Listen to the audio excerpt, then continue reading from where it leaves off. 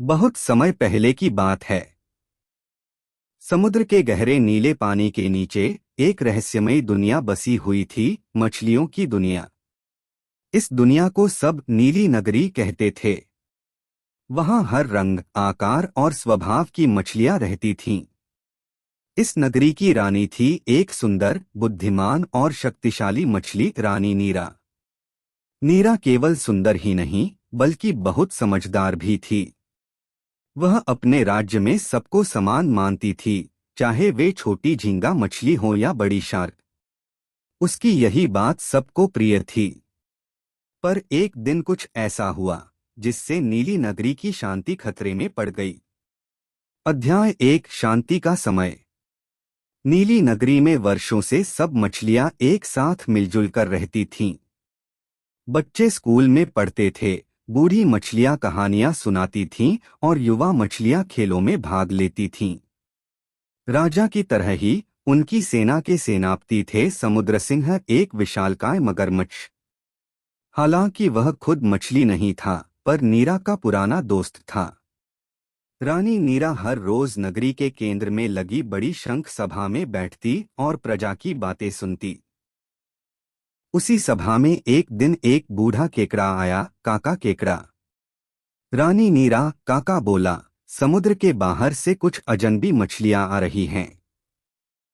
वे हमारे बच्चों को डरा रही हैं और खाना छीन रही हैं। नीरा चिंतित हो उठी।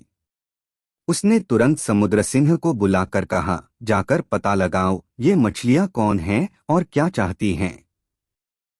अध्याय 2, अजनबी मछलियां। समुद्र सिंह अपने दस्ते के साथ चल पड़ा।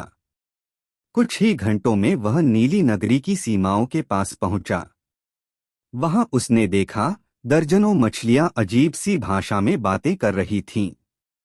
वे लंबी थीं, उनकी चमड़ी पर कांटे थे और आंखों में लाल चमक।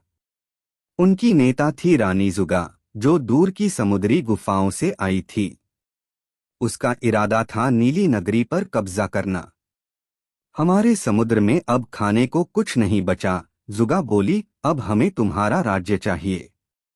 समुद्र सिंह ने उसे समझाने की कोशिश की, यहाँ सभी शांतिपूर्वक रहते हैं। हम मिल बांट कर रह सकते हैं। पर जुगा ने मना कर दिया। या तो हमें राज्य दो या युद्ध करो, वह गरजी। अध्याय 3, युद्ध की तैयारी।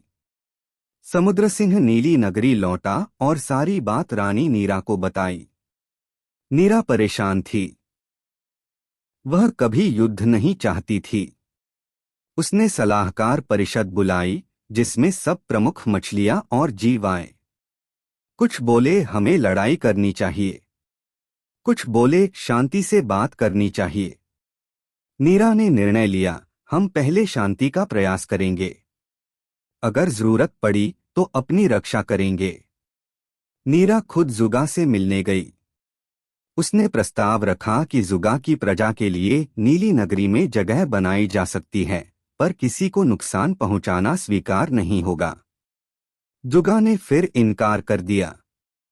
उसने कहा, 3 दिन में हम हमला करेंगे। अध्याय 4, बुद्धि की जीत। नीरा ने अपनी प्रजा को तैयार किया। युद्ध का अभ्यास शुरू हुआ, पर साथ ही उसने एक योजना भी बनाई। उसने मीना नाम की एक छोटी पर चतुर मछली को जुगा की सेना में जासूस बनाकर भेजा।